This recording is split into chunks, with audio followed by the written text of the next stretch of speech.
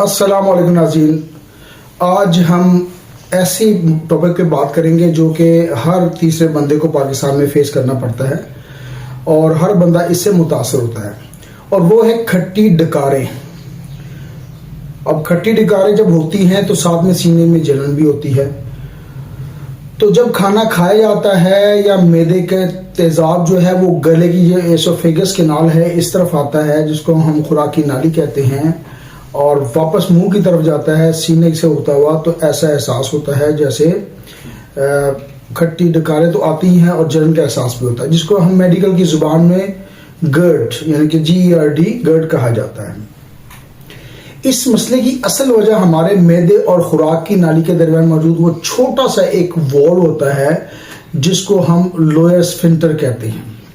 Lower oesophageal sphincter basically इसका नाम है, जो अगर प्रॉपर नाम की मैं बात करूं, ये वॉल आम हालत में बंद रहता है, यानी कि जब कोई एक्टिविटी ना हो तो ये क्लोज रहता है, जिसका गटर का ढक्कन ले लें, बोतल का ढक्कन ले लें, इस तरह क्लोज रहता है। लेकिन जब ये ढीला हो जाए या ठीक से बंद ना हो तो तेजाब ऊपर आकर जलन पैदा करता है। बिल्कुल मिसाल एक बोतल की है कि जब ढक्कन उसका ढीला रह जाए तो अगर लिक्विड उसमें कोई है तो वो जाहिर है फिर उससे गिरता है। तो यही पोजीशन इस एसोफेगल स्फिंक्टर की भी होती है।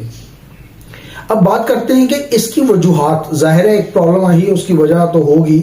सबसे पहली वजह जो है वो मैदे में तेजाबियत का बढ़ जाना। मैदे में कुछ गैसेस जाहिर है बनती हैं, तेजाब बनते हैं, और हमारे जिस्म में एक हार्मोन होता है जिसे हम गैस्ट्रिन का नाम देते हैं। स्पेलिंग में इसका डिस्प्ले करवाता है GASTRIN। ये हार्मोन मैदे के अंदर मौजूद जो G सेल्स जो होते हैं उससे बनता है, और इसका काम तेजाब की पैदावार को कंट्रोल करना होता है कि इसकी कमी बेशी को कंट्रोल करना, इसका मॉनिटरिंग इसका काम है। लेकिन जब ये हार्मोन ज्यादा मिकदार में बनता है तो मैदा जरूरत से ज्यादा तेजाब बनाने लगता है, और excess of everything is bad, आपको पता है। जब ज्यादा बनेगा तो फिर क्या होगा कि वो गले की तरफ वापस आएगा, खट्टी डकारें और जलन पैदा करेगा।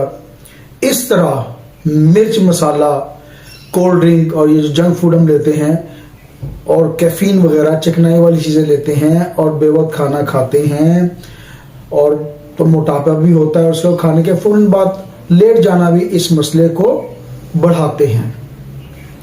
कुछ लोगों में मैदे की हरकत यानी कि मोटालिटी बहुत सुस्त होती है, यानी कि उनकी आंतें बड़ा सुस्त मैदे को हजम करती हैं। वो खैर T3, T4 और T2 इस किस्म के हम जब टेस्ट करवाते हैं पता चलता है कि कुछ एंजाइम की कमी है, जिसकी वजह से खाना देर तक रुका रहता है और तेजाब ऊपर आने लगता है।